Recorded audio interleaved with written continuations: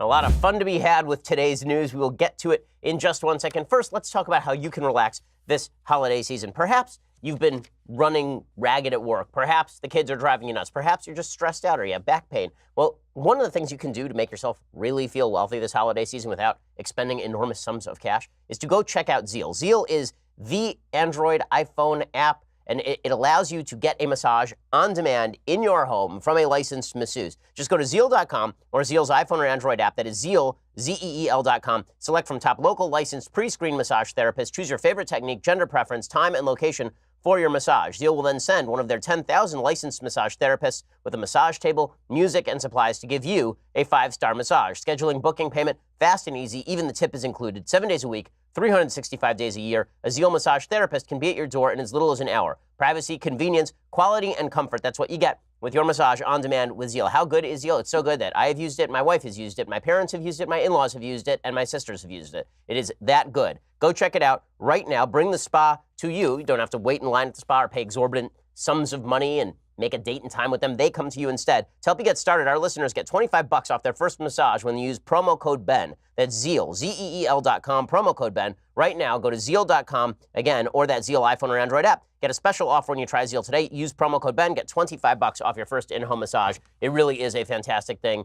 A luxury item that doesn't feel like you're paying luxury prices. Zeal.com, and use that promo code BEN for $25 off. Okay, so the big news yesterday, obviously, was that President Trump faced down Nancy Pelosi and Chuck Schumer in the Oval Office. Now, I'm not a fan of these sorts of meetings. I don't know, for example, why President Trump, if he wanted to meet with the leadership of the incoming Congress, didn't meet with Nancy Pelosi and Mitch McConnell. Why he met with Nancy Pelosi and Chuck Schumer. You know, Chuck Schumer doesn't have tons of power in the Senate, considering that he is still in the minority. With that said, the president did something smart. President Trump did something very smart. He said, we are going to negotiate in front of these cameras. Now, Nancy Pelosi did not want to negotiate in front of the cameras. Right? She was upset about this. She said in front of Trump, I don't want to negotiate in front of the cameras. It would just be terrible. And Trump was like, I don't care. We're doing this thing. And then they just went at each other. And that was good for President Trump, I think. So President Trump did some good things and some bad things. I mean, this was case study in good Trump, bad Trump. President Trump did some good things and some bad things. The good thing that he did was he forced the Democrats to defend their position that they would never fund a border wall, that they would not fund border security, and that, in fact, they'd be willing to shut down the government in order to prevent funding for border security, because it's pretty much the only thing Democrats don't want to spend money on. They want to spend money on federal sponsorship for lesbian dance theory in college, but they don't want to spend money on supporting our southern border needs. Right? So President Trump making them say that in front of the cameras is a very good thing. A not so good thing is when the president then says, well, you know what? I'll be blamed for the shutdown. Fine, do it.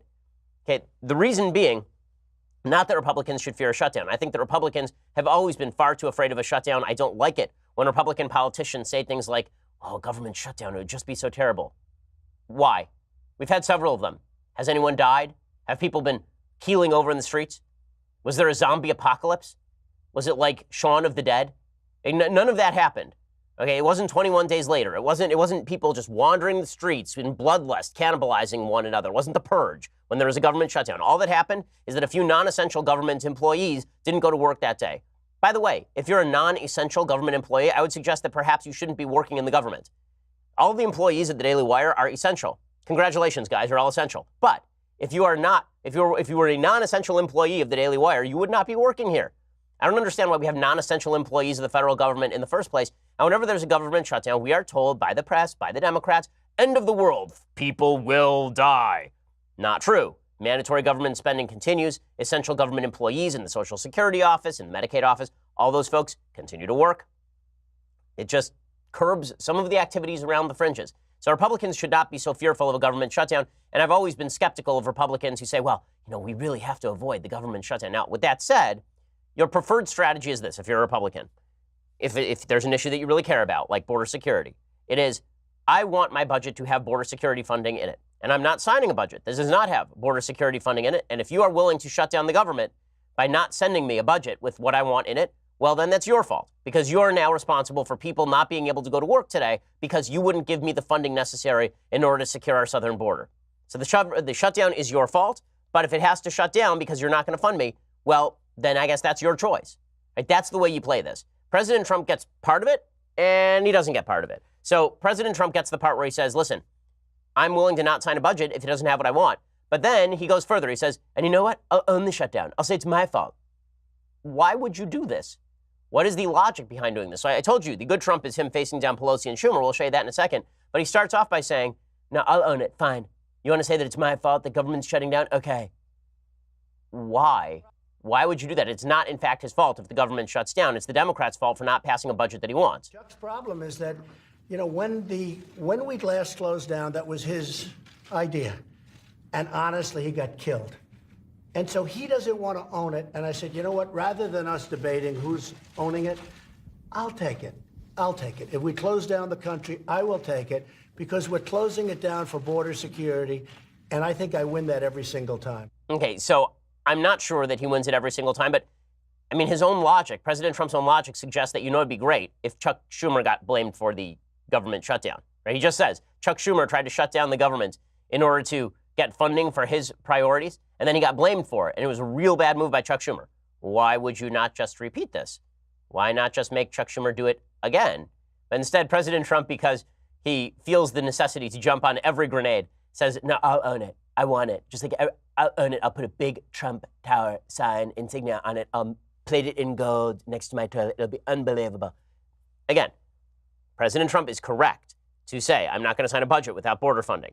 He is not correct to say, I'm going to own the shutdown. That would be the fault of the Democrats. Well, Chuck Schumer then responded, and he got very upset because President Trump and Schumer really went at it in the Oval Office. And at a certain point during the conversation, President Trump went to his go-to, which is, I won, deal with it. And Chuck Schumer responded by saying, well, when you're in trouble, you just brag. Nancy, we've gained in the Senate. Excuse me, did we win the Senate? We won the Senate. When the president brags that he won North Dakota and Indiana, he's in real trouble. When I did. Let me say this. We did win North Dakota This and is the Indiana. most. I mean, so it got very contentious. By the way, Trump isn't wrong there. Chuck Schumer did a poor enough job in the Senate that his side lost seats in an election, a wave election in which they won the House vote by 8.6%. So, you know, President Trump says, and this is where he's good, he says, I won't take a deal without border security. Like, if you're going to give me a deal and it doesn't have border security, guess what? Not happening. We have a proposal that Democrats and Republicans will support to do a CR that will not shut down the government. We urge you to take And it. if it's not good border security, I won't take it. It is very good border And if it's not security. good border security, I won't take it. Okay, well, Trump is exactly right on this. So, again, I think that Trump negotiating in front of the cameras is very often his best stuff because he looks strong. He makes him look tough. And he was being tough with Chuck Schumer. A lot of the back and forth had to do with Nancy Pelosi saying, well, if you guys run the House, you guys run the Senate, why don't you just pass a budget that you guys want? And Trump saying, well, I don't have 60 votes in the Senate. And Pelosi saying, well, you could at least vote in the House. And Trump going, I don't have 60 votes in the Senate. And Trump, of course, was right about all of this. You could see who sort of won this showdown, at least in the public mind, or at least in the public eye, by how the Democrats reacted to this. So Nancy Pelosi, after this whole hubbub, she went out to the press and she was basically whining that it had gone poorly for her. And she was doing her routine from Seinfeld, the jerk store routine, where she was insulted and then she thought of a comeback 30 minutes after the insult battle ended. Here was Nancy Pelosi saying, well, you know, I'm just so nice and kind. I didn't want to tell President Trump that he didn't know what he was talking about while there were cameras there. So now I'll tell all the cameras, while he's not here, that he didn't know what he was talking about. We didn't want to contradict the president when he was putting forth figures that had no reality to them, no basis in fact. We have to, if we're going to proceed in all of this, have evidence-based, factual, truthful information about what works and what doesn't.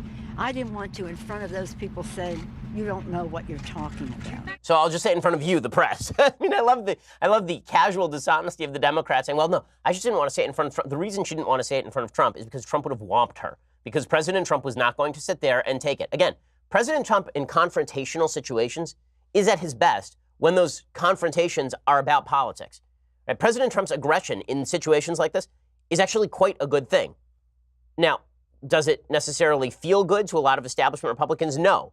But this is why a lot of President Trump's base likes President Trump, is because if Nancy Pelosi sits there and fibs about border security, or if Chuck Schumer sits there and says, I don't want to talk about this stuff publicly, and Trump says, we're going to talk about it publicly, you know, that's good for Trump. I think it's good for Republicans. Again, I don't think you should say you own the shutdown and give Democrats the headline, but still, I don't think this went poorly for President Trump by any stretch. Again, Nancy Pelosi looked very angry and very upset after this meeting. She says that she told Trump to pray for biblical wisdom, always a great injunction from a woman who believes that children should be killed in the womb. I myself thought we would open the meeting with a prayer. And I told him about Solomon, King Solomon, when he was to become king of the Jews. He prayed to God. He said, how can I ever follow King David, King of the Jews? I need you to give me great understanding and wisdom, Lord. And after he prayed and prayed and prayed, God came to him and said, Solomon, because you did not ask for longevity, great wealth, or vengeance against your enemies, I will give you more wisdom than anyone has ever had, the wisdom of Solomon.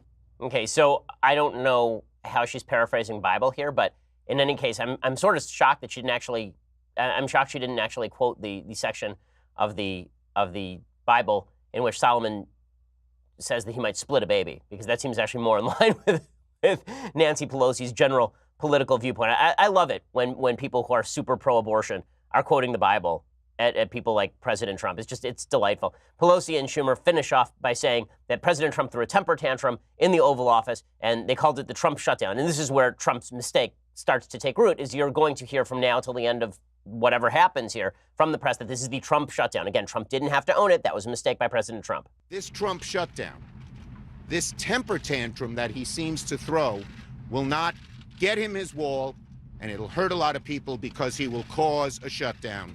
He admitted he wanted a shutdown. It's hard to believe that he would want that. Should unfortunately that the president choose to shut down the government, that we have a Trump shutdown as a Christmas present, a holiday present to the American people. Well, they're on branding. I mean, this is their routine. So when it was Congress, it was Ted Cruz's fault when the government shut down in 2013 because he was in Congress. Now it's President Trump's fault that the government is shutting down when he's not in Congress. Weird how the media always try to spin it as a Republican shutdown of the government, even when Democrats are pretty obviously shutting down the government. Again, President Trump did not help here particularly a lot. We're going to get to Nancy Pelosi's final shots at President Trump in just 1 second. First, let's talk about the fact that at some point in the future, hopefully long time from today, you're going to plot. You're going to occupy that mahogany condo. And you want to make sure that your family is insured. You want to make sure that your family has the money to take care of themselves, that they're not going to simply bury you in a pauper's grave like Mozart, that you're not going to be lost to the history, that you can buy yourself a really nice mausoleum and the whole thing. You want to make sure that you got all those things. And life insurance can make sure that you have all of those things. But you don't want to think about death or life insurance, which is why you ought to go to Policy Genius right now. It's the easy way to get life insurance. In minutes, you can compare quotes from top insurers to find the coverage you need at a price you can afford. From there, you can apply online, and the unbiased advisors at Policy Genius will handle all the red tape, leaving you free to do the things you actually enjoy doing. Policy Genius doesn't just make life insurance easy. Whether you're shopping for disability insurance to protect your income, or homeowners insurance or auto insurance, they can help you get covered fast. If you've been intimidated or frustrated by insurance in the past, give Policy Genius a try. Just go to policygenius.com right now. Get your quotes, apply in minutes. You can do the whole thing on your phone right now. You can just pause the show. If you're listening to the podcast, you can just pause it, go to Policy Genius, get your life insurance taken care of, and feel good about yourself. Policy Genius is the easy way to compare and buy life insurance. Go check it out right now,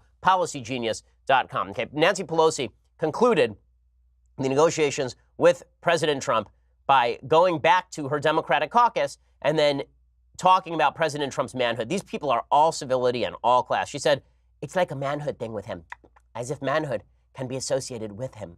And then she said of the conversation with Trump, it goes to show you, you can get into a tinkle contest with a skunk. You get tinkle all over you. That's some weird verbiage. A tinkle contest with a skunk. You get tinkle all over you. Well, I guess when you are 1,000 years old, this is the kind of language that you use to describe a political club fight in the Oval Office. Again, here's the point.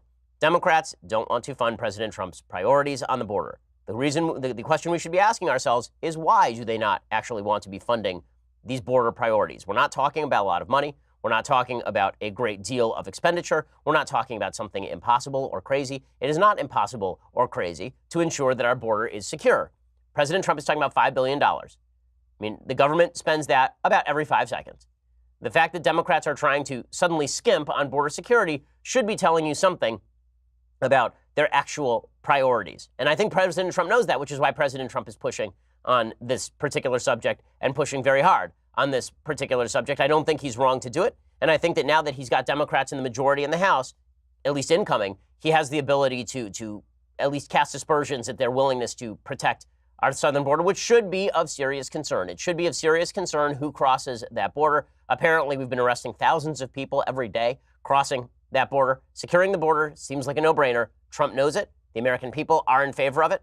And the fact that Democrats are willing to let people go unemployed for the holidays because they won't fund a border wall is pretty astonishing. That said, President Trump, should have done this when there was Republican Congress, and it is kind of devastating that he didn't. Okay, in just a second, I want to get to the latest developments in the Mueller investigation and in the Michael Flynn pleading. So here's the latest with regard to all of the various Trump legal developments. So according to Hans von Spakovsky, over at the Daily Signal Heritage Foundation, he talks about the possibility that President Trump will be indicted. So this entire week, a lot of last week, thanks to Michael Cohen's plea agreement and thanks to the Southern District of New York's sentencing memo, there's been a lot of talk the President of the United States is going to be indicted for campaign finance violation. Hans von Spakovsky makes the case that President Trump cannot be indicted for campaign finance violation because Michael Cohen didn't actually commit a campaign finance violation. Here's what Spakovsky says. He says, in fact, neither the Federal Election Commission, which is an independent agency tasked with enforcing the Federal Election Campaign Act, nor its former commissioners would likely agree with the over-aggressive view that the Southern District is taking. Indeed, the Southern District's aggressive stance on this issue might have violated the Justice Department's own policy. Why? Well, the initial claim is that Michael Cohen used money from his pocket to pay off Stormy Daniels and was reimbursed by President Trump in order to avoid disclosure issues in campaign finance. That basically this was an in-kind contribution to President Trump in the amount of $130,000 that was never reported to the FEC and surpassed all campaign finance limits. But Robert Khuzami, who's the acting U.S. attorney standing in for Jeffrey Berman, who's recused himself from the Cohen case, says in the government's sentencing memo that Cohen committed a campaign finance violation by arranging payments from corporations to two women. Women 1 and Woman 2, that'd be Karen McDougal and Stormy Daniels, who claimed they had affairs with Trump in order to buy their silence. Cohen eventually invoiced the Trump organization for the Daniels payment. Khuzami asserts these were illegal corporate contributions to the Trump campaign because they were made with the intent to influence the 2016 presidential election. But there are a lot of problems with this claim. First, his theory that anything intended to influence an election is a campaign-related expense fails to take into account the statutory limitation on this definition.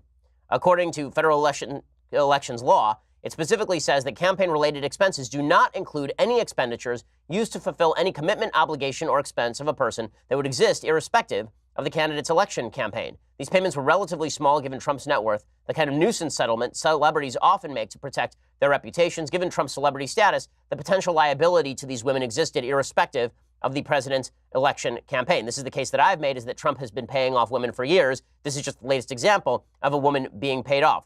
Unlike Stormy Daniels and Karen McDougal in the John Edwards case, Rielle Hunter, who's Edwards' mistress, was paid $1 million while directly working for the campaign and John Edwards. Her payments did not go through the Edward campaign's account, but the government tried to claim they were campaign expenditures because they were intended to protect Edwards' reputation during his presidential run and thus influence the election. But a jury acquitted Edwards on the charge of accepting an illegal campaign donation and failed to reach a verdict on the other charges.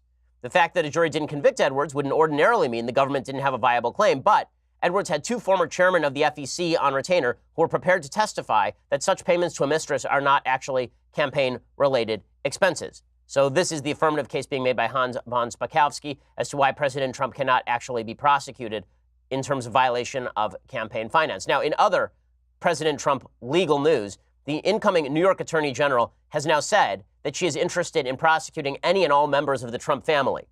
I mean, this is pretty incredible stuff. It's pretty obvious at this point that law enforcement mechanisms are being used to target specific people.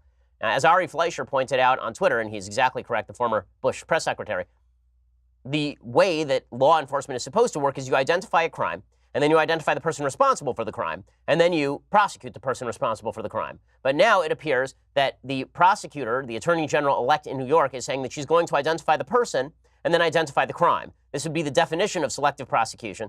New York Attorney General-elect Letitia James says she plans to launch sweeping investigations into President Donald Trump, his family, and anyone in his circle who may have violated the law once she settles into her new job next month. She said, "We'll use every area of the law to investigate President Trump and his business transactions and that of his family as well." She, of course, is a Democrat, and she told NBC News in her first extensive interview since she was elected last month that she intends on targeting Trump and his family. This would include investigating any potential illegalities involving President Trump's real estate holdings in New York, the June 2016 Trump Tower meeting with a Russian official, government subsidies received by President Trump, whether he's in violation of the Emoluments Clause in the U.S. Constitution, continuing to probe the Trump Foundation and supposed illegalities in their handling of their 501c3. James says, we want to investigate anyone in his orbit who has, in fact, violated the law. This is pretty astonishing stuff, to openly say that you are taking on a specific human as opposed to a specific crime. That is a basic violation of prosecutorial duty. James said, taking on President Trump and looking at all of violations of law, I think, is no match to what I have seen in my lifetime.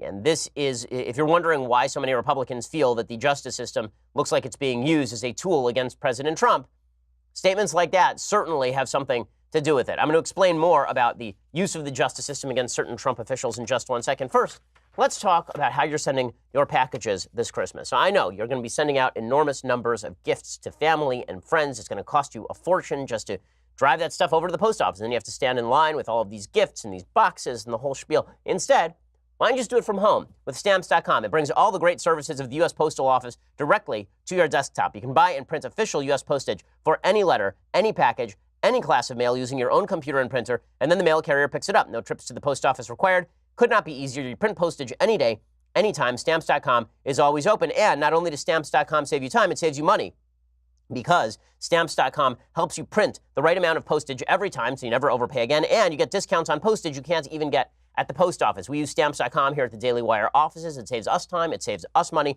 Stamps.com is a great gift you can give yourself this holiday season. Right now, you can get a special deal with Stamps.com that includes a 4-week trial plus postage and a digital scale without long-term commitments. Doesn't get much better than that. Go to Stamps.com, click on the microphone at the top of the homepage, and type in promo code Shapiro. That is Stamps.com. Again, enter promo code Shapiro, and when you do so, you will get that special deal, a 4-week trial plus postage and a digital scale without long-term commitments. Go check it out right now, Stamps.com. Again, use that promo code Shapiro for the special deal. The services of the post offices direct at your fingertips. Just fantastic stuff. Go check it out right now. Stamps.com, promo code Shapiro. Okay, meanwhile, the FBI, there's a new memo out that shows that the FBI recommended that Michael Flynn, who you will recall was prosecuted by the Department of Justice, that he not have a lawyer present during his interview and did not warn him that his statement would have consequences. So according to a memo from former FBI Deputy Director Andrew McCabe, the interview that ultimately led to Michael Flynn's guilty plea on one count of making false statements — this is where Michael Flynn said he had not talked with the Russians during the transition — suggested that Flynn not have a lawyer present at the session, according to newly filed court documents. In addition, FBI officials, along with the two agents who interviewed Flynn, decided specifically not to warn him that there would be penalties for making false statements, because the agents wanted to ensure that Flynn was relaxed during the session. The new information was drawn from McCabe's account of events, plus FBI agents' write-ups of the interview, the so-called 302 report. It's contained in a sentencing memo filed Tuesday by Flynn's defense team. Citing McCabe's account, the sentencing memo says that shortly after noon on January 24th, the fourth day of the new Trump administration, McCabe called Flynn on a secure phone in Flynn's West Wing office. The two men discussed business briefly, and then McCabe said he felt that we needed to have two of our agents sit down with Flynn to discuss Flynn's talks with Russian officials during the presidential transition. McCabe, by his own account, urged Flynn to talk to the agents alone without a lawyer present. I explained I thought the quickest way to get this done was to have a conversation between Flynn and the agents only, said McCabe. I further stated that Lieutenant General Flynn wished to include anyone else in the meeting, like the White House counsel, for instance, that I would need to involve the Department of Justice. Flynn stated this would not be necessary and agreed to meet with the agents without any additional participants. Within 2 hours, the agents were in Flynn's office. According to the 302 report quoted in Flynn's sentencing document, the agent said Flynn was relaxed and jocular and offered the agents a little tour of his part of the White House. The agents did not provide General Flynn with a warning of the penalties for making false statements under 18 U.S. Code 1001 before, during, or after the interview, according to the Flynn memo. According to the 302, before the interview, McCabe and other FBI officials decided the agents would not warn Flynn it was a crime to lie during the FBI interview because they wanted Flynn to be relaxed, and they were concerned that giving the warnings might adversely affect the rapport. Now, is that bad behavior by the agents? Unclear, right? I mean, the fact is that when you're a police officer and you're interviewing a suspect, you have to inform them of their right to have an attorney present if you have arrested them. But if you're just bringing a witness in for questioning, then you don't actually have to warn them of the possibility of lying to the police being a crime, right? You just have to interview them. So that's the basic rule, is that if you're not in detention, then you don't have a right to an attorney under domestic United States law. This is sort of the same case. So the FBI doesn't have to warn Flynn that he can have an attorney present, or that any statements that he says can and will be used against him in a court of law, like you would on Law and Order. Miranda warnings don't apply to this particular situation. That said, does it sound a little bit dishonest for the FBI to have brought in Flynn under the auspices of we're having a friendly little conversation and then sandbag him with false charges? Yeah, especially when you get him on something as minor as he talked with the Russians in the middle of the transition, which is not in and of itself criminal activity. This is why a lot of folks are upset today. Again, I think the upset is a little bit overwrought, but I understand why folks think that the same thing would not have been done to any Obama officials, for example. Now, meanwhile, there was a terrorist attack in France, another one, and it did not make global headlines in the same way that terrorist attacks have in the past. The reason being that we are getting used to this, unfortunately. According to the Daily Mail, at least 3 people were killed, 13 others injured when a gunman opened fire at a Christmas market in Strasbourg, northeastern France, on Tuesday evening. Police identified the gunman as Sheriff Chekat, a Strasbourg-born 29-year-old who has a criminal record and is a designated threat to the state on the Security Services watch list. A manhunt is now underway for Chekat, who managed to flee the scene in a hijacked taxi after being wounded in a shootout with soldiers, and President Emmanuel Macron has raised France's terror level. The carnage unfolded just after 8 p.m. local time outside the historic Christmas market in Strasbourg's central square, Place Kléber, one of the busiest areas in the city, which is also home to the European Parliament. 4 of the people injured were still fighting for their lives. 6 others seriously hurt. Witnesses described one of the victims as a male Southeast Asian tourist who had been shot in the head. The guy apparently was on the terror watch list. So this person was known to police. I don't know why the Europeans have this terror watch list where apparently you only appear after you've committed an act of terror, and then we apparently worry about it. He was on the terror watch list, and apparently while he was shooting, he said the magic words. He said Allahu Akbar while he was shooting. Motive still unknown. So that's always exciting, is when you hear that somebody shouts Allahu Akbar while shooting people, and we still have motive unknown. So the source, police source, said security forces had opened fire in an area of the city where the suspect was thought to be hiding. The source did not give the address. It was unclear if the shooter had been located. So good stuff. Again, another radical Islamist terrorist attack in the heart of Europe, and yet you're considered Islamophobic if you wonder whether immigration to Europe ought to be vetted or curbed. If you do that, then you have a problem. Instead, we're all supposed to sort of plunge our heads into the sand and pretend that nothing threatening has ever happened because of mass Islamic immigration into Europe, which is, of course, silly. And that's not to say the vast majority of people who are coming into Europe are criminals or terrorists. They're not.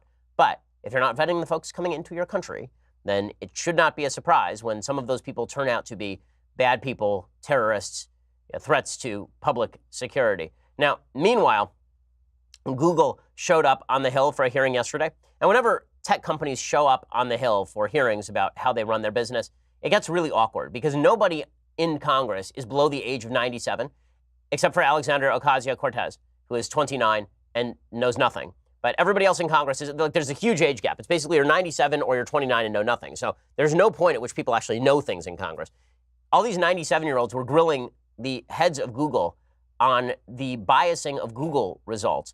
And they clearly do not know what they are talking about. Like over and over and over, they were just saying silly things. So, for example, Steve Cohen, who is a Democratic representative from Tennessee, here he was saying that he's angry at Google because when he Googles himself, mean things come up in the Google results. Like I put my name in here, Rep. Steve Cohen, I Punch News. This weekend, I was on MSNBC 4 times.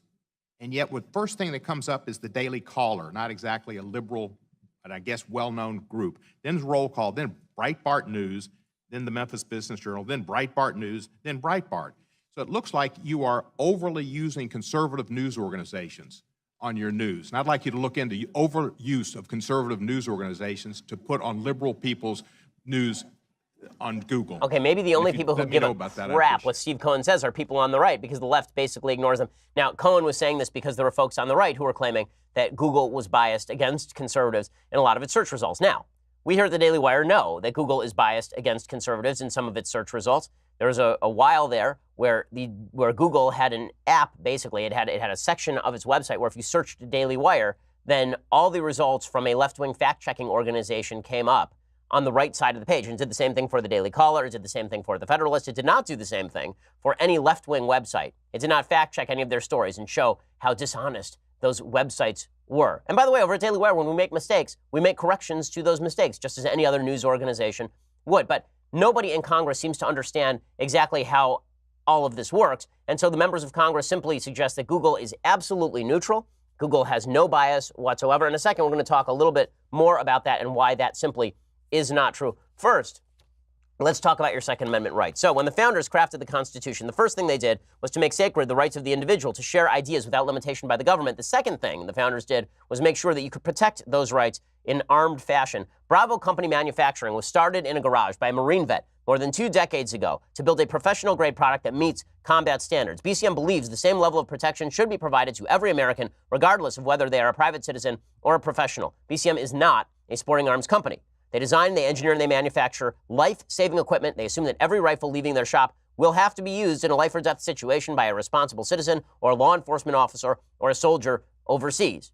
I believe in the Second Amendment not because I'm a hunter. I'm not. I don't believe in the Second Amendment because I like sport shooting, because I don't really have time. I believe in the Second Amendment because I want to be able to protect myself and my family and my values and my country. And that's what BCM believes too. Every component of a BCM rifle is hand-assembled and tested by Americans to a life-saving standard. They feel a moral responsibility to provide tools that will not fail the user when it's not just a paper target, but God forbid, somebody coming to do harm. To learn more about Bravo Company Manufacturing, head on over to BravoCompanyMFG.com and you can discover more about their products, special offers, upcoming news. That's BravoCompanyMFG.com. If you need more convincing, go check them out over at YouTube.com/BravoCompanyUSA. When you do, then you can see all of the great products and services they provide. And also you can see the cool guys who founded the company. It's really awesome. Find out more about BCM again, youtube.com/BravoCompanyUSA, or check them out at BravoCompanyMFG.com. Really, they are spectacular. Go check them out right now. Okay, well, I do want to talk more about Google's bias. Also, a piece in the Washington Post suggesting that I should not actually speak at the March for Life, and a piece at Vox suggesting that women have better sex under socialism, which is why women are prostituting themselves in Venezuela, I suppose. We'll get to all of that in just a second. First, you're going to have to go subscribe over at Daily Wire. You get the rest of this show live, Cleveland Show live, Michael Knowles' show live, and come January, 2 more hours of me every day behind the paywall. So if you love the show, but you want more in-depth exploration, or things break later in the day, you want to check it out. Go check it out right now. $9.99 a month, $99 a year for all of those aforementioned glories, plus this, the very greatest in beverage vessels. Look at this. Look at this massive piece of vesselware. It is just spectacular in every the best, the most beautiful, unbelievable, unreal, great. Go check it out right now. Also, please subscribe over at YouTube and iTunes, and you get access to our Sunday special. Our latest Sunday special features Bishop Robert Barron. We had a great conversation about theology and faith. I know, a lot of faith-based Sunday specials this month because, come on, it's Advent. So go check that out right now. Here's a little bit of Bishop Robert Barron. This is Bishop Robert Barron. Tune in this Sunday to the Ben Shapiro Sunday Special program. We talk about lots of interesting things, from God and religion, society to morality. I think you'll find the conversation really interesting. It was a really interesting conversation. You're going to want to check that out this Sunday. It's really a lot of fun. We have some great Sunday specials coming up in the very near future. I mean, great ones. So go subscribe over at iTunes and YouTube. Leave us a review. We always appreciate it. We are the largest, fastest growing conservative podcast in the nation.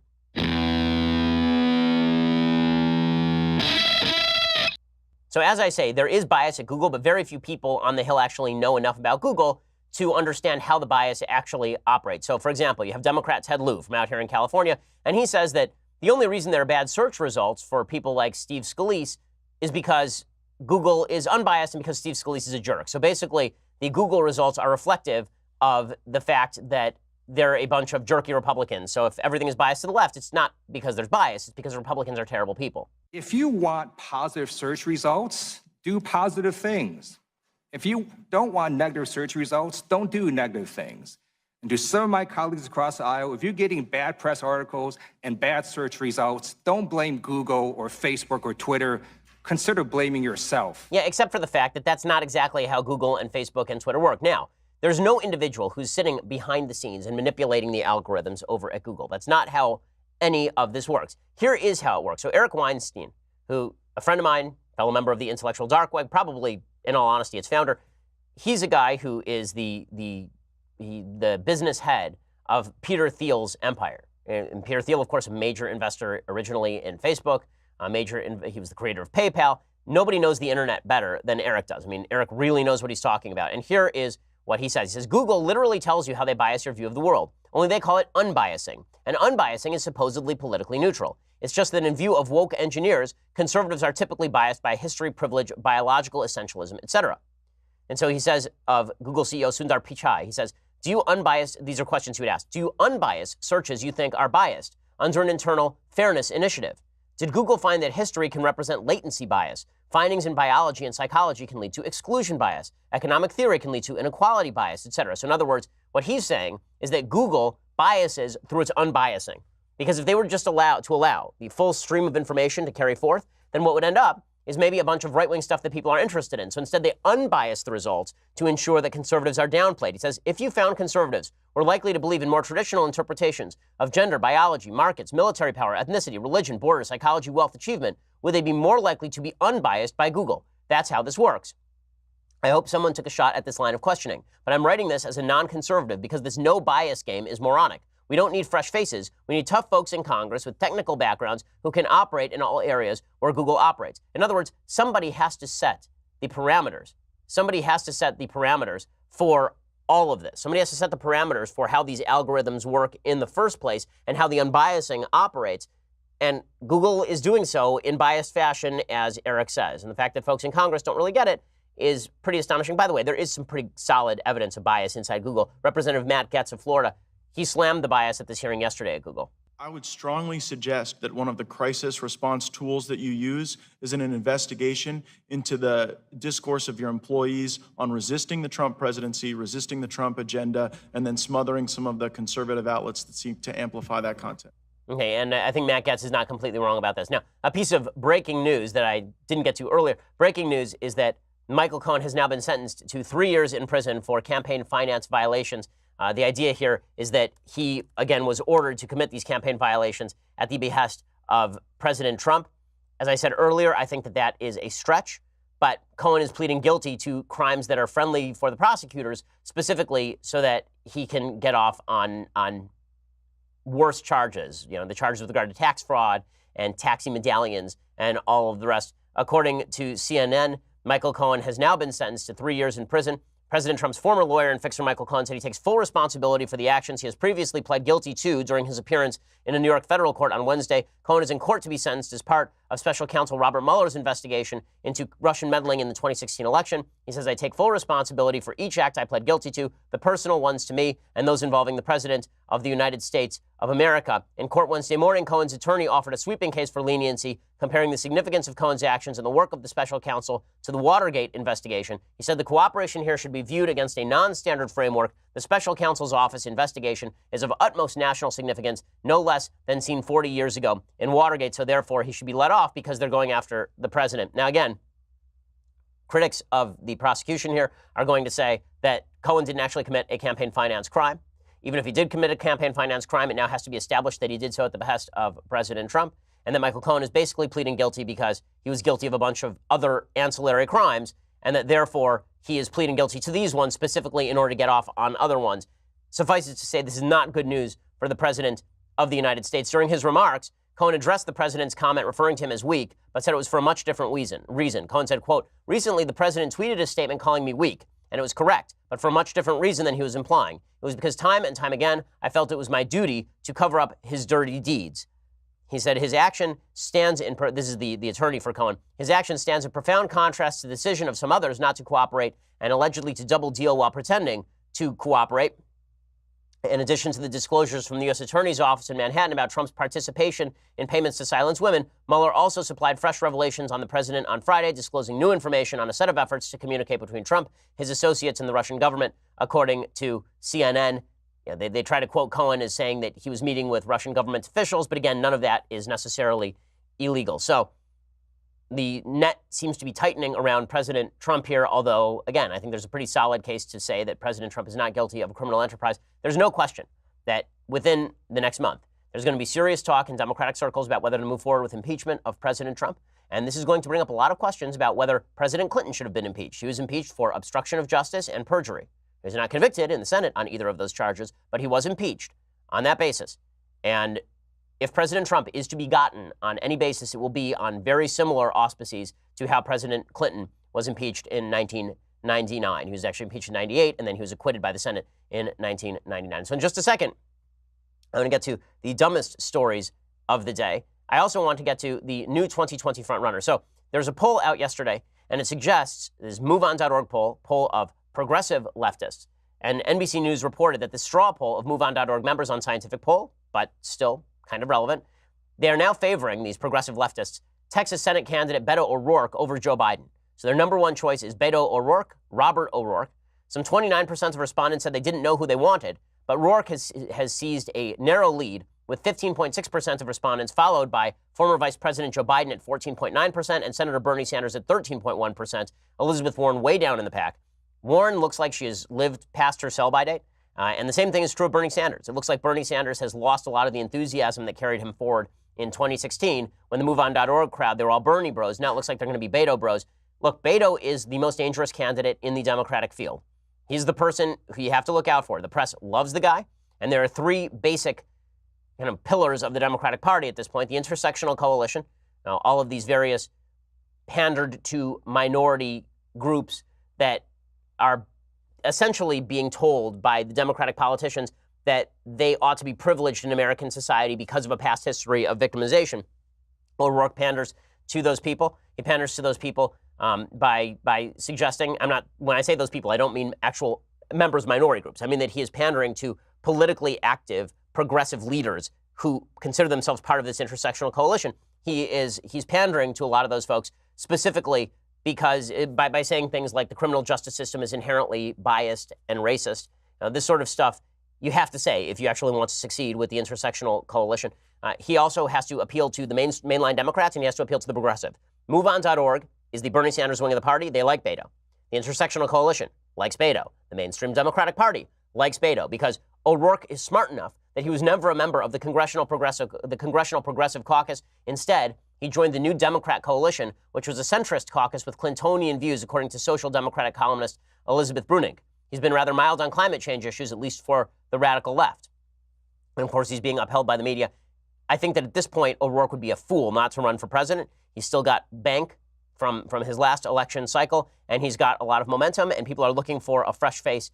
He is young, the media love him, and he is also combative. So, he's a dangerous candidate, and pretending that he is going to simply fade away into the horizon, I don't think is accurate in any way. Now, meanwhile, the stupidest stories of the day, there is a piece in the Washington Post today about me headlining the March for Life. There's a piece by a guy named Charles Camosy, who's the head of Democrats for Life, which means he's the only member of Democrats for Life because there are like 3 Democrats for Life. Now, again, I think there are a lot of people who vote Democrat who may be pro-life. I can't imagine why. Maybe they found the one representative who is somewhat pro-life in the Democratic Party. But the Democratic Party as a whole is a pro-abortion party. There's no question about this. They are radically pro-abortion. In every available case, they are radically pro-abortion. But this guy, Charles Camosy, says I should not speak at the March for Life. I'm keynoting the March for Life in early January. Very much looking forward to it. He says that the biggest problem with the March for Life has to do with the near total lack of huge name promoters as the anti-abortion movement continues to be the third rail for American celebrities. That's about to change. In a few weeks, the march will be keynoted by a genuine superstar, Ben Shapiro. Well, thank you. The 34-year-old Orthodox Jew from Southern California hosts the most popular conservative podcast in the country. A pre-election special he did this fall was one of the most watched shows on cable TV the day it aired. His Daily Wire opinion news website boasts 140 million page views per month. And this guy says that many in the pro-life movement will consider this a huge get, not me. Despite Shapiro's star power and stature, I consider his appearance a serious mistake for the march, one that will move us even further from being understood as a broad-based human rights movement we need to embody in order to go from fringe to mainstream. The idea being that I am a partisan Republican or a conservative, an open conservative, and therefore it's bad for me to speak at the March for Life. So this is what he says. Trump is a buffoon, but Shapiro is helping to form the imagination of many millions of young conservatives. He also has deep relationships and regular exchanges with pro-choice members of the intellectual dark web and is one of the few pro-life public figures who is taken seriously outside the pro-life movement itself. Though I disagree with Shapiro about 60 to 70% of the time, I listen to his entertaining show regularly and consider him a very important voice for vulnerable populations. His commitment to argument and evidence represents the only chance those who lack power in our culture have to get their interests taken seriously. So what's the problem? The problem is that I'm going to be doing the podcast live, and that because the podcast is politically oriented, this is going to alienate Democrats. Honestly, if you're more alienated by my Republican politics than you are by the pro-choice movement, or if you feel that I can't be a good promoter of pro-life beliefs, that if you believe I can't be a good promoter of pro-life beliefs because I am a conservative, then I would suggest that you're making a very large mistake. When folks on the left say something that is right, it is my job to give them credit for saying something that is right. And when I say something that is pro-life and correct, Seems to me pro-life Democrats should be on my side, and it's not my job to pretend that the Democratic Party has played an innocuous role in the pro-choice versus pro-life debate. Okay, let's get to some things that I like and then some things that I hate. So, things that I like. I have to show you this. So I will acknowledge, I love magic. I don't just mean, I'm not talking about like Harry Potter. I'm talking about the kind of sleight of hand magic illusion, Michael, illusion. I love this stuff. So one of my favorite places on earth, for example, in Los Angeles is the Magic Castle. The Magic Castle is just spectacular. If you ever get a chance to go there, you get an invite. It's just the best. It's great. I took my wife there the other night. It's a great date place. So Magic Castle gets a promotion. Magic Castle is awesome. And it's pretty exclusive, and you have to dress real nice. I remember one time I went to Magic Castle. The dress code at Magic Castle is that you have to wear creasable pants. You have to wear like nice suit pants and a jacket. I was wearing a nice pair of khakis and a jacket, but my khakis were not creasable. They made me borrow a pair of pants from the back room. So I spent the night walking around in somebody else's pants, which was real awkward. But in any case, that's beside the point. I have to show you this magic trick. Okay, so this magic routine is the best magic routine I have ever seen. It's by a guy named Eric Chen. He just won a international magic competition for close-up magic. This is my favorite kind of magic. So I'm not big into the sawing a woman in half, making an airplane disappear, that kind of stuff, because once you learn how the trick is done, you know how the trick is done. But with sleight of hand, you know exactly how they're doing the trick, and you still can't catch them.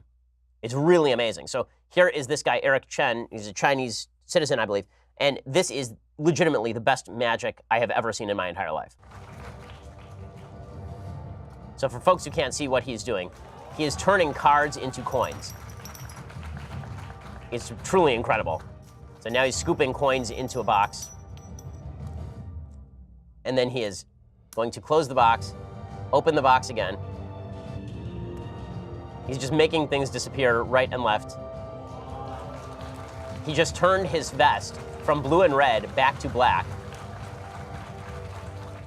I mean, it's just amazing. Go and watch the whole routine. If you can find it on YouTube. It has several million hits, but it is just spectacular. Did you guys watch it backstage? I mean, if you haven't, then it's unbelievable. Okay, other things that I like. So, a sad end for a woman who was married to a 300-year-old ghost pirate.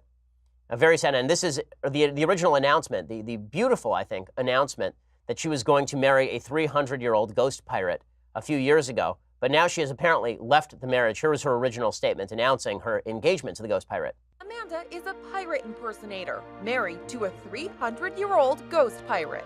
I'm the first person in the UK and Ireland to marry posthumously. She says when deceased pirate John Teague contacted her spiritually, she had some doubts, but he proved himself by telling her historic facts she later Googled and found to be true. Amanda says she's seen John in astro travel and in meditation. The two were married on international waters, surrounded by a small group of friends and family. Everyone in high spirits. Love is love, guys. Love is love. Hashtag. I mean, I don't know why you would think this is stupid or anything. First of all, if she believes that the ghost pirate speaks to her and that she can marry the ghost pirate, I don't see why you would think that is delusional. There's nothing delusional about that. It doesn't impede her capacity to function in normal society. It seems totally fine to me. And as far as her choice of partner, how dare you discriminate against a woman marrying a ghost? How dare you? I mean, maybe Casper's on her list too, but this was very sad. Well, this was very sad because she broke up with the ghost pirate. He must have ghosted her. At a certain point, he just decided she was no longer his boo. As Matt Walsh correctly stated, it was sad because they really thought they were soulmates.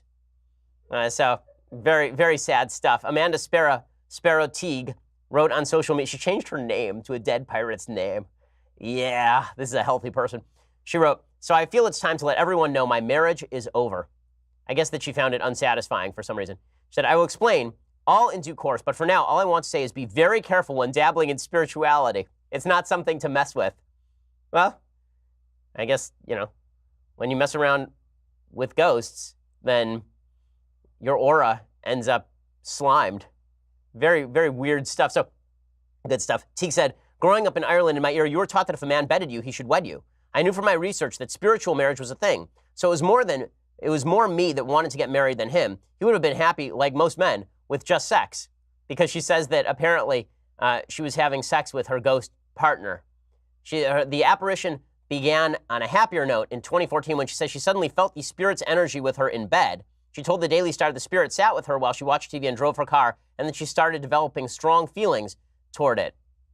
All right. It's worth noting that in the Pirates of the Caribbean franchise, by the way, the character of Edward Teague was played by Keith Richards and is the father of Jack Sparrow. So presumably his actual full name, Jack Sparrow, would be Jack Teague. So she just has I guess that she just really likes Johnny Depp a lot, like Faye Johnny Depp.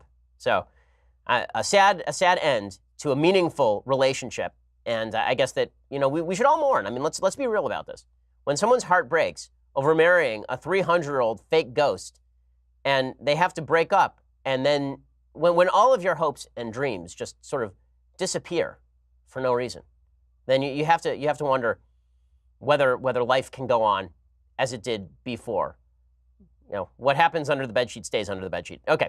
Meanwhile, other things that so let's do a couple of things that I hate. Okay, thing number one that I hate, Sean Illing, who is actually a nice guy. He writes over at Vox.com, which, as I say very often, is a repository of extreme stupidity. Sean Illing has an interview with a woman named Kristen Godsey, and it is titled, "Why Women Have Better Sex Under Socialism, According to an Anthropologist." Yes, I am sure women had better sex. Is it the tyrannical domination that they really like, or is it the forced redistribution of income? According to a new book by Kristen Godsey, an anthropologist at the University of Pennsylvania, she argues that women have better sex under socialism. If that sounds strange to you, consider this. A survey of East and West Germans after reunification in 1990 found that Eastern women, the socialist side of Germany during the Cold War, has twice as many orgasms as Western women. What in the world accounts for such a wide gap? According to Godsey, it's about social safety nets. If, she argues, you build a society that supports women and doesn't punish them for having children or devalue their labor, it turns out they'll be happier and have better sex. Except for how that is a lie, except for how all the people in the West, in Europe, at the time that this was happening, were living in democratic socialist states with extraordinarily strong safety nets and a serious focus on gender inequity. Maybe it's because marital rates were actually higher in places like the Soviet Union than they were outside places like the Soviet Union. Because it turns out that inside the Soviet Union, marriage out of wedlock was actually not something that these empires really liked a whole hell of a lot. The line between social safety nets and better sex is blurrier than the title of the book implies, says Sean Illing, meaning it doesn't exist. But there are some interesting ideas here, and to her credit, Godsey doesn't reduce everything to a simplistic choice between capitalism and socialism, nor does she call for a return to Soviet-style communism. Her book is really about using socialist principles to offset the gender inequities in capitalist societies. Again, I think that if you really believe that women in the Soviet Union were having better sex because they were in the Soviet Union, it's worked out great in Venezuela. Obviously, working out everywhere. I mean, using the Soviet Union as the example, you would figure that if you were going to write this book, you'd at least say, women in Norway are having better sex, right? Isn't Norway the new hot socialist country, even though it's not really socialist? But using the Soviet Union means I get to use Venezuela and Cuba as examples.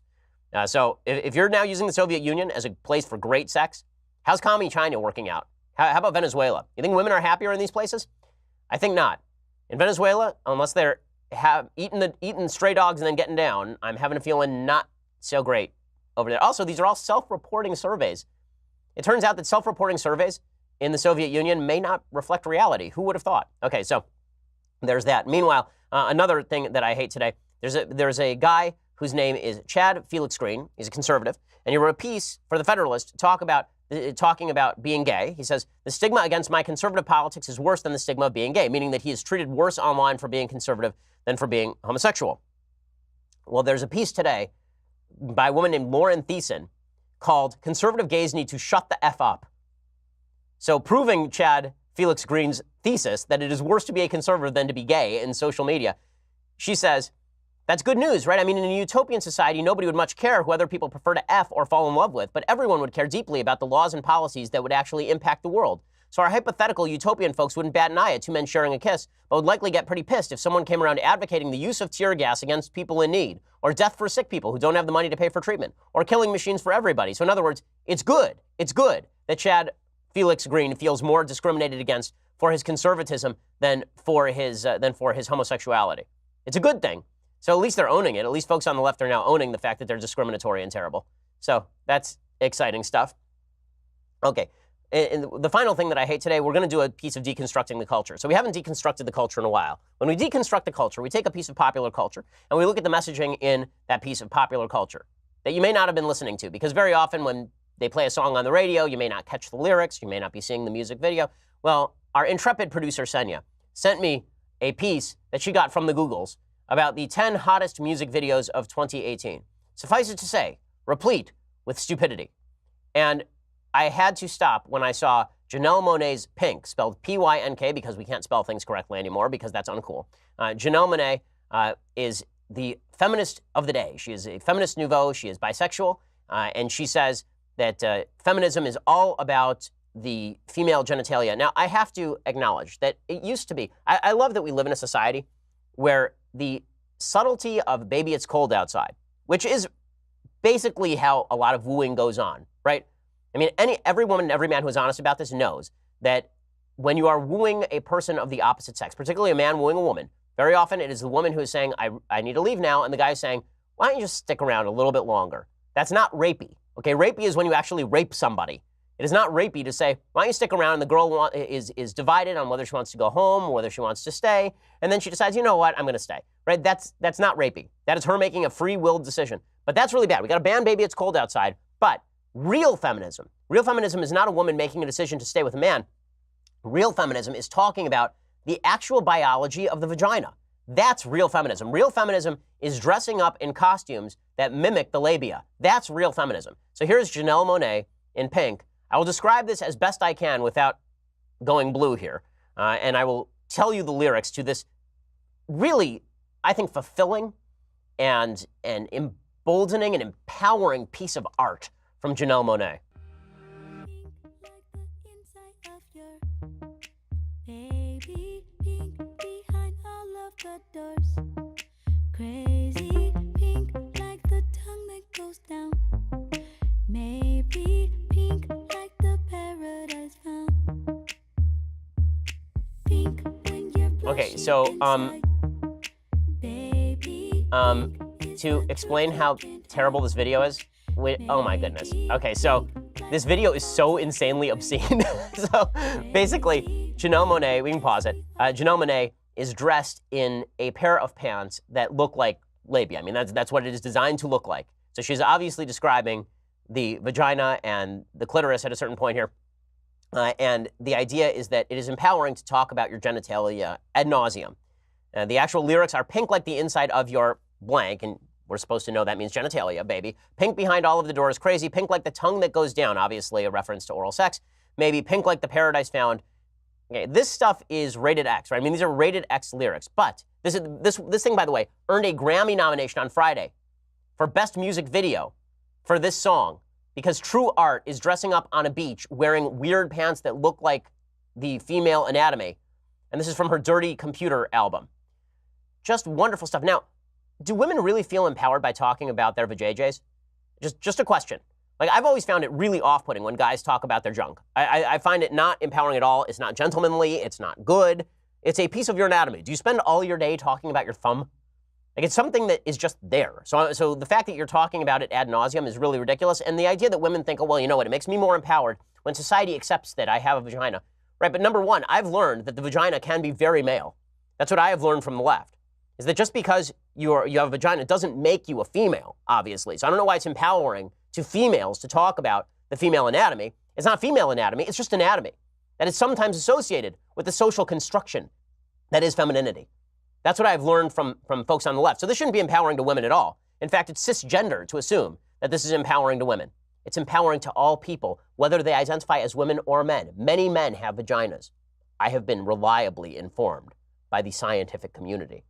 So there's that. Then, even if you assume, put aside that idiocy, and assume that there is, in fact, a correlation between the female anatomy and being female, I don't understand why that would be the thing that you choose to take pride in. It seems to me that females have been making the case for a while that they are more than their anatomy, that femininity involves more than just your genitalia, and that men, if they think of you as just your genitalia, that's a bad thing. That would be objectifying you, which I agree with. That if you want to treat a woman as a full-fledged human being, you probably should not be thinking quite so much about her genitalia and start thinking about the folds of her brain inside. Right? You should start thinking about the things she thinks and feels and the actions she takes in her life. If I were to talk about all the wonderful things that make my wife, genitalia, like this is a component part, but this is not what makes my wife my wife. Like every woman on planet Earth has female anatomy. Okay, all of them. But what makes my wife, what makes her special, and what makes her unique as a woman is not that. What makes her unique as a woman is the fact that she's a wonderful wife, the fact she's a wonderful mother, the fact that she is a doctor, the fact that she does all of these wonderful things every day. That's what makes her a unique person. That's why I respect my wife as a human. But you can't have it both ways. If you're on the feminist left and you want to reduce females to their genitalia, but then say also the genitalia don't mean that you are female, and also men should stop objectifying your genitalia, and also if you talk about female genitalia, then this makes you a sexist. None of these things can hold true at the same time. But if this is the new empowerment, we got to ban baby it's cold outside, but talking in graphic terms about the appearance of female genitalia, that's empowerment? Man, what a world you have created, you morons. Okay, well, we will be back here tomorrow to talk more about our moronic world. I'm Ben Shapiro. This is The Ben Shapiro Show. The Ben Shapiro Show is produced by Senya Villarreal, executive producer Jeremy Boring, senior producer Jonathan Hay. Our supervising producer is Mathis Glover, and our technical producer is Austin Stevens. Edited by Alex Zingaro. Audio is mixed by Mike Caramino.